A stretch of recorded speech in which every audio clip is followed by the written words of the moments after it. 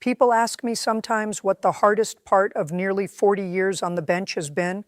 It isn't the paperwork and it isn't the long hours. It's the moment when the law and the human heart don't agree with each other and you have to decide which one gets the final word. I want to tell you about the day that happened to me in my own courtroom, a day I still think about more than almost any other. If stories like this move you, go ahead and hit subscribe before we get into it, because there are more of these worth hearing. I've been a municipal court judge in this city for the better part of 4 decades. I started when I still had dark hair and a lot more patience for lawyers who liked the sound of their own voices. Over the years, I saw just about everything a courtroom can show you: fender benders, custody disputes dressed up as parking disagreements, kids who'd made a dumb mistake once and never would again, and repeat offenders who tested every ounce of patience I had left. But nothing prepared me for a Thursday morning in the fall, case number 42367 on my docket, when a tired woman in surgical scrubs walked through my courtroom doors and taught me something about justice I thought I already knew. Looking back now, I think part of why that morning stayed so vivid in my memory is because of how deceptively normal it started. I've sat on that bench for so many years that I could probably run a docket in my sleep, and most mornings, I nearly do. Coffee, files, the low hum of a courtroom waking up.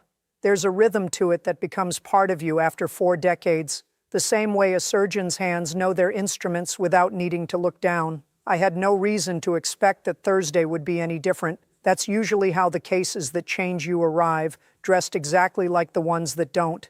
It was an ordinary morning by every measure. I'd come in early, the way I always did, to look over the day's files with a cup of coffee going cold on the bench beside me. The gallery had its usual mix: nervous defendants trying not to make eye contact with me, a row of law students who came most Thursdays to watch how I ran things, and a few retirees who apparently found traffic court more entertaining than daytime television. We'd already gone through the routine stuff: a couple of parking violations, a young man who'd rolled through a stop sign and wanted to argue geometry with me, a speeding ticket that resolved itself in about 90 seconds. Nothing that morning suggested anything unusual was coming. The law students, I remember, were clustered in their usual spot in the back row, notebooks open, the way eager students always sit closest to the door, as if being near the exit will make the lecture more bearable. I'd grown fond of that Thursday crowd over the years. Some of them would go on to argue cases in front of me a decade later, robes replaced by suits, the nervousness of law school replaced by the different nervousness of representing someone else's future. I sometimes wondered, watching them scribble notes about parking violations, whether any of them understood yet that the real lessons in a courtroom rarely come from the cases that look important on paper.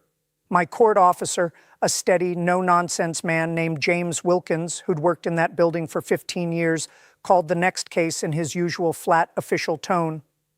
Case number 42367, Dr. Sarah Mitchell, running a red light and speeding. The doors opened, and in walked a woman who looked like she hadn't slept in 2 days. She was still in green surgical scrubs, her hair pulled back in a bun that had clearly been done in a hurry, dark circles under her eyes. She carried a small bag and a folder of papers, and she moved the way people move when they're used to making fast decisions under pressure, purposeful, unhurried on the surface, but coiled tight underneath. I didn't know it yet, but Dr. Sarah Mitchell was one of the finest pediatric heart surgeons in the entire region. She'd pioneered techniques other surgeons were still learning from textbooks. She'd saved more young lives than I'll ever know the number of. And that morning, she was standing in my courtroom as a defendant. I looked over her file, glasses low on my nose, and then looked up at her. Dr. Mitchell, it appears you were cited for running a red light on Hope Street last Tuesday morning and for driving well above the posted speed limit. How do you respond to these charges? I asked that question the same way I'd asked it 1,000 times before. What I got back was not what I usually get. Guilty, Your Honor, she said. No hesitation, no mumbling, just 2 words delivered as clean and steady as a diagnosis. I'll admit that surprised me. Most people who stand where she was standing try to talk their way around the truth, even when the truth is sitting right there on a citation in front of them. I took my glasses off and looked at her more closely. Would you like to tell us what happened, Dr. Mitchell? I would, she said, But before I do, I want the court to know that I don't regret what I did. If I were in that same situation again, I'd probably make the same choice. That got a reaction from the gallery, a low murmur, a few people shifting in their seats. I'd been doing this a long time, and I could tell when a routine morning was about to become something else entirely. I set my pen down and gave her my full attention. Go ahead, we're listening. And so she told me her story in the calm, precise voice of someone used to giving reports in operating rooms. She'd been at home that morning, she said, coming off a night on call where she hadn't actually been needed, looking forward to a rare, quiet morning. At around 7:15, her phone rang. It was the hospital. A 5-year-old girl named Emma Wilson, a patient of hers with a serious congenital heart condition, was in acute crisis. The girl had already survived 2 of 3 planned surgeries for a defect called hypoplastic left heart syndrome, and now something had gone wrong, badly wrong, before the final procedure. The surgeon who normally would have been called in was still tied up in another emergency.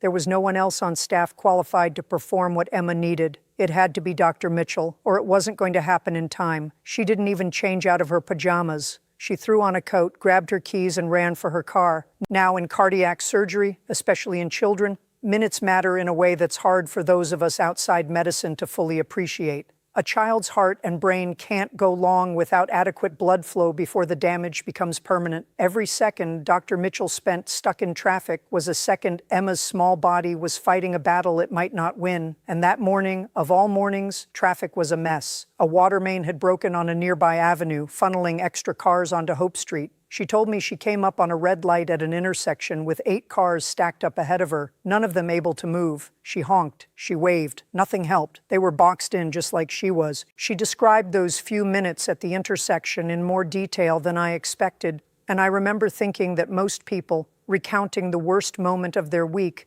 tend to blur the details together. Not her. She remembered the exact color of the car in front of her. She remembered a delivery truck idling to her left with its hazards blinking uselessly.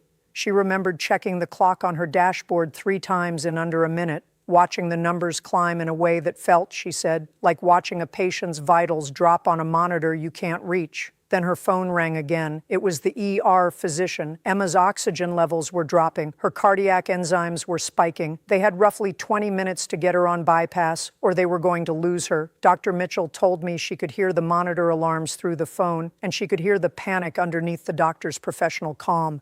That's when she made her decision. She checked her mirrors. She confirmed there was no cross traffic, no pedestrians, nothing in her path. She pulled onto the shoulder, eased through the red light at a controlled speed, and once she was clear of the intersection, accelerated toward the hospital. She made it in, scrubbed in immediately. Emma was on bypass by 7:48. The surgery ran 4.5 hours. They found a clot that had formed near the site of Emma's earlier surgery, removed it, and repaired the damage before it became permanent. Dr. Mitchell reached into her bag and pulled out a photograph. A little girl with blonde hair and bright eyes, sitting up in a hospital bed, grinning from ear to ear, hugging a teddy bear dressed in tiny surgical scrubs. She handed it to my officer, who brought it up to me. "This is Emma," she said, "taken 4 days after the surgery. She's home now, recovering with her family. If I'd been 10 or 15 minutes later that morning, her heart might not have recovered. She might not have survived at all." I sat there holding that photograph for a moment longer than I probably needed to.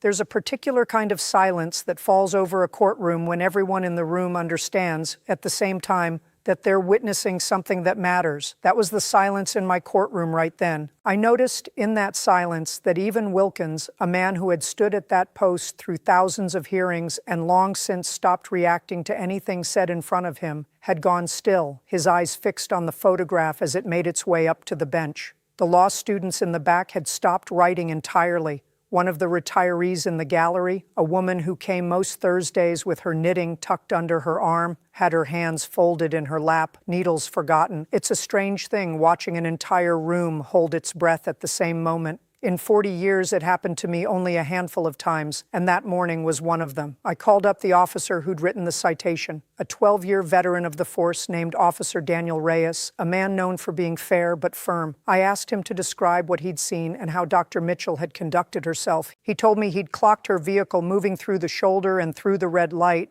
then accelerating well above the limit once clear of the intersection. He'd pulled her over without incident. She'd identified herself immediately as a physician responding to a pediatric cardiac emergency, handed over her license and registration without protest, and never once tried to use her position to talk her way out of the ticket. When he'd finished writing it, he even offered to escort her the rest of the way. She thanked him and told him she was close enough that it wasn't necessary. Reyes added something that morning that didn't make it into his original report, something he said had stuck with him ever since. He told the court that in 12 years on the force, most people he pulled over in a hurry gave him some version of an excuse, an argument, or an attitude. Dr. Mitchell gave him none of that.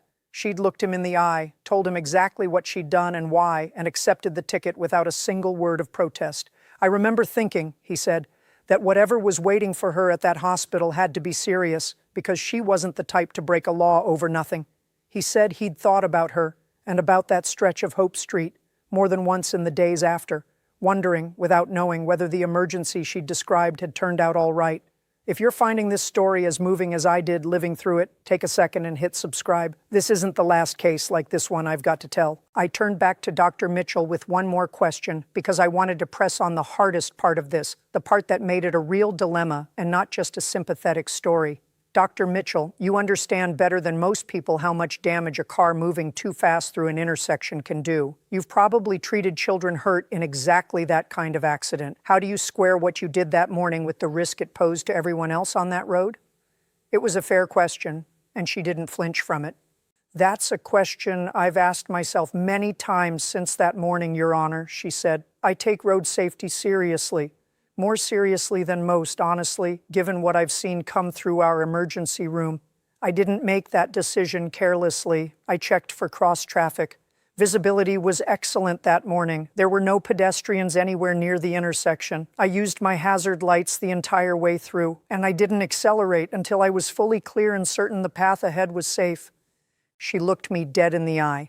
I've spent my career making split-second decisions that weigh one risk against another. That morning, I judged that the risk to Emma's life outweighed the risk of a carefully controlled violation of the traffic code. In 20 years of driving, I've never had so much as a ticket before this. I don't make a habit of breaking the law, but my oath as a physician is to do no harm and to save lives when I can. That morning I believed, and I still believe, that failing to reach that little girl in time would have been the greater harm. I sat with that for a while. Steepled my fingers the way I do when I'm genuinely working something out rather than performing for the room. Because here's the truth of it. Traffic laws exist for good reasons. They keep our roads from turning into chaos. People break them and rightly face consequences, and in the ordinary run of cases, that's exactly how it should work. But every so often, not often, but every so often, a case comes along that reminds you the law is a tool in service of something larger, not the thing itself. Rules protect values. And sometimes you're faced with a situation where the value the rule exists to protect and the value someone violated the rule to protect are pointing in the exact same direction. I thought sitting there about all the cases I'd handled over the years that had looked similar on the surface but weren't, not really. People who ran lights because they were late for work, people who sped because they didn't feel like waiting. I'd shown those people exactly the leniency the law allowed and not 1 ounce more, because the law has to mean something, and it can't bend for convenience or impatience without losing its shape entirely. What made this different wasn't that Dr. Mitchell had a good reason. Plenty of people think they have a good reason. What made it different was the precision of her judgment under pressure, the fact that she hadn't simply reacted, she had calculated the way she'd been trained to calculate every day of her professional life, and had accepted full responsibility for that calculation the moment someone asked her to. I got up from the bench. I don't do that often, maybe a handful of times across my whole career, but I felt like this moment called for it. I walked down and stood in front of Dr. Mitchell. Dr. Mitchell, I said, what we have here is a genuine collision between two duties. As a citizen, you owed a duty to the public to follow the rules that keep our streets safe. As a physician, you owed a duty to a 5-year-old girl whose life depended on you reaching her in time. Those duties collided that morning, and you made a choice, a careful, deliberate choice, to honor your duty to your patient while doing everything in your power to minimize the danger to everyone else. I paused and looked around the courtroom because at that point I wasn't only speaking to her anymore. This court exists to serve justice, not merely to enforce the letter of the law for its own sake. And sometimes justice requires us to recognize when someone has honored the deeper purpose behind a rule, even while technically breaking it. Then I turned back to her and said the words I'd already decided on. "I'm dismissing this case, Dr. Mitchell. Your fine is canceled." The courtroom erupted. People clapped, a few wiped away tears, and I noticed more than one of the law students in the back frantically writing in their notebooks. But I wasn't finished. I raised a hand for quiet, and the room settled. "There's one more thing I want to say. This court wants to thank you, Dr. Mitchell, for your service to this community, and especially for saving that little girl's life. In a world where it's easy to look out only for yourself, your willingness to accept personal risk and consequence in order to do your job is something worth honoring publicly. We need doctors like you. Thank you for your courage and for your humanity." I reached out and shook her hand. She'd been composed through the entire hearing, steady as any surgeon needs to be, but at that moment, I watched her finally let the tears come. "Thank you, Your Honor," she said. "I'm deeply grateful for your understanding." The whole courtroom stood and applauded. It wasn't a traffic case anymore. It hadn't been for a while. If this is the kind of story that stays with you the way it stayed with me, do me a favor and subscribe. I promise there are more where this came from. I thought that was the end of it. I called the next case, picked my papers back up, and started to move on the way I always do. But then there was a small commotion at the back of the gallery. A young couple was trying to get to the front, and the woman was carrying a little girl with unmistakable blonde hair. "Dr. Mitchell," the woman called out. Sarah Mitchell turned, and her hand went straight to her mouth. It was Emma's parents, Jennifer and Robert Wilson, and they'd brought Emma to the courthouse without telling her. The second Emma spotted Dr. Mitchell, her whole face lit up with that same enormous grin from the photograph. She wriggled free of her mother's arms and ran straight across the courtroom floor, and Dr. Mitchell dropped to her knees to catch her. "Are you doing okay, sweetheart?" Dr. Mitchell asked, already checking her over the way doctors can't help but do. "I'm fine," Emma said. "Mommy said you got in trouble because you came to fix my heart, but you're my superhero. Superheroes shouldn't get in trouble for saving people." I want to tell you, the whole courtroom broke into laughter and applause all over again. I'd been about to call the next case, and instead I just set my papers down and watched. Emma's father stepped forward, clearly fighting to keep his composure. "When we heard about the hearing today, we had to come," he said. "Dr. Mitchell, you saved our daughter's life. If you hadn't gotten there when you did—" His voice caught, and he couldn't finish. Jennifer picked it up for him. "3 different doctors told us that if the surgery had been delayed even 15 more minutes, Emma's heart wouldn't have recovered. She might not have made it, or she'd have needed a transplant. Dr. Mitchell didn't just save her life that day. She saved her whole future." Jennifer went on to tell the courtroom something she said she hadn't planned on sharing, but felt she owed to everyone standing there. She described the weeks leading up to that morning, the sleepless nights, the 2 earlier surgeries, the way she and Robert had learned to read hospital monitors themselves because they couldn't stand not understanding what the numbers meant. She said that by the time of Emma's 3rd crisis, she'd stopped believing in the idea of ordinary mornings altogether. Every phone call felt like it might be the one that changed everything. When the hospital had called to explain what happened, that their own surgeon had run a red light to reach their daughter in time, Jennifer said she hadn't been able to speak for several minutes. "I just kept thinking," she told the courtroom, "that there are people in this world who see a rule and see an obstacle, and there are people who see a rule and understand exactly why it exists, and know exactly when honoring what's underneath it matters more than following it to the letter. We got the second kind of person. We got so lucky." I addressed the courtroom once more, because I felt like everyone in that room deserved to hear it plainly. "I think we all learned something important today," I said. "Justice isn't only about following the rules exactly as written. Sometimes it's about understanding the deeper moral weight behind a decision, and about honoring the value of a child's life." Dr. Mitchell, still holding Emma, looked over at me. "I won't forget this case, Your Honor. Neither will she." "Neither will I told her. "This has been one of the most meaningful mornings of my career. It's easy to forget, behind every case number, there's a real person and a real life on the other side of it." Before anyone could stop her, Emma wriggled free again and scrambled straight up the steps to my bench, throwing her small arms around my neck before my officer could even react. The room laughed and clapped all over again as I hugged her back. "Thank you for not being mad at Dr. Sarah," she said. "She fixed my special heart." I patted her head, more moved than I probably let on. "You're very welcome, young lady. You've got a very special heart and a very special doctor looking after it." That video clip, someone in the gallery had recorded the whole thing on their phone, ended up everywhere within a day. Millions of views. News stations picked it up. Papers across the country ran the story under headlines like "The Surgeon and the Judge," a story of justice and mercy. Medical ethics professors started using the case to teach about competing professional obligations. Law schools added it to their curriculum as a study in judicial discretion. In the weeks that followed, I got calls and letters from people I hadn't spoken to in years, old law school classmates, retired colleagues, even a judge I'd sparred with decades earlier over a case neither of us could quite let go of. Nearly all of them said some version of the same thing, that the video had made them think about their own work differently, whatever that work happened to be. A firefighter wrote to tell me he'd once faced a similar choice on a rural road and had never stopped second-guessing it until he saw that clip. A nursing student wrote to say she'd printed out a transcript of the hearing and kept it taped inside her locker. I hadn't expected any of that when I walked into the courtroom that Thursday morning. I don't think any of us ever do. A week later, the governor held a press conference and awarded Dr. Mitchell the state's medal for courage and sacrifice. In her acceptance speech, she said something I've never forgotten. "Every doctor faces hard decisions daily, decisions that sit right on the line between competing duties. What I did that morning was stay true to my oath to my patient. This judge's understanding of that choice renewed my faith in our justice system."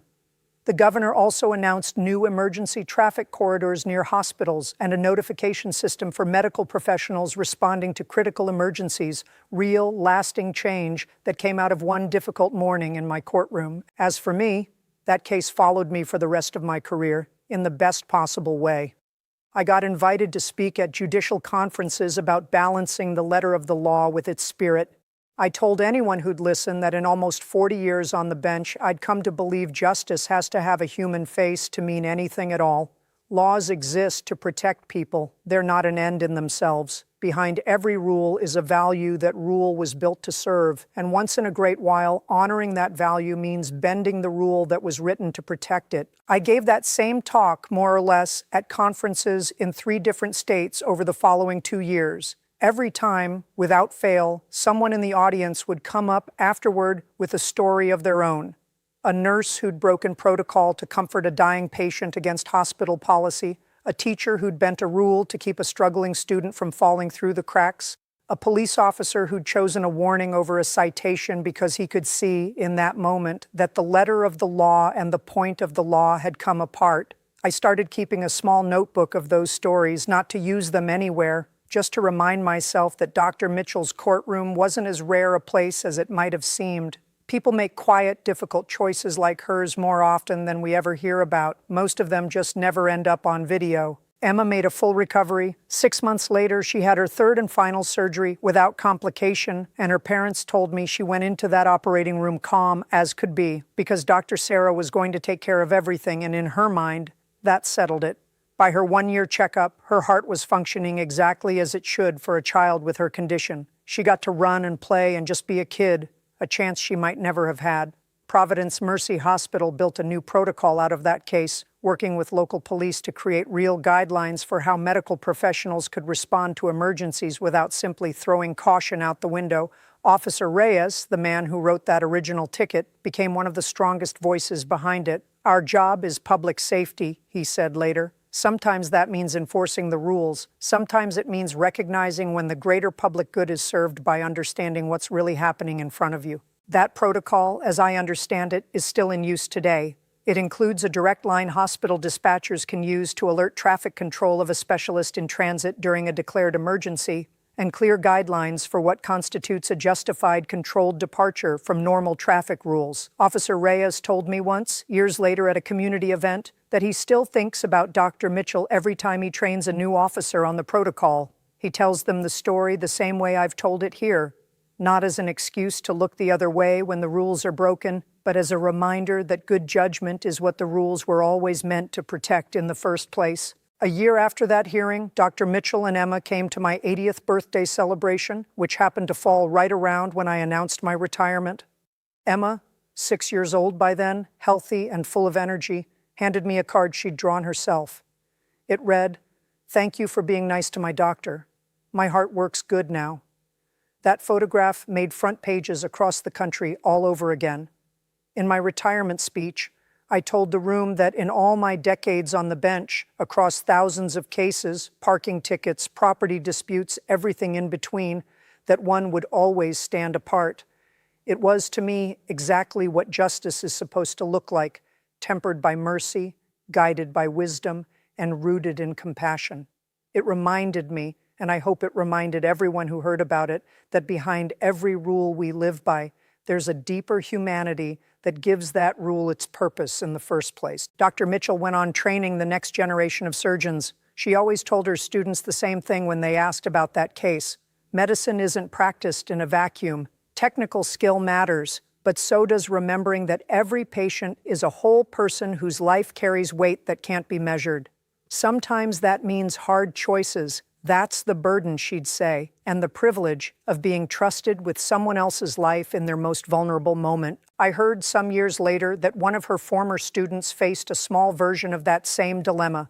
Nothing as dramatic as a red light on the way to an operating room, but a moment where following procedure exactly and doing right by a patient seemed to pull in two directions. The student called Dr. Mitchell that night, unsure what to do. Dr. Mitchell told her what she told every student who asked: know the rule, understand exactly why it exists, and if you ever have to choose between the two, make sure you can explain your reasoning to someone whose judgment you trust the next morning. If you can't, you probably made the wrong call. If you can, you'll be able to live with it either way.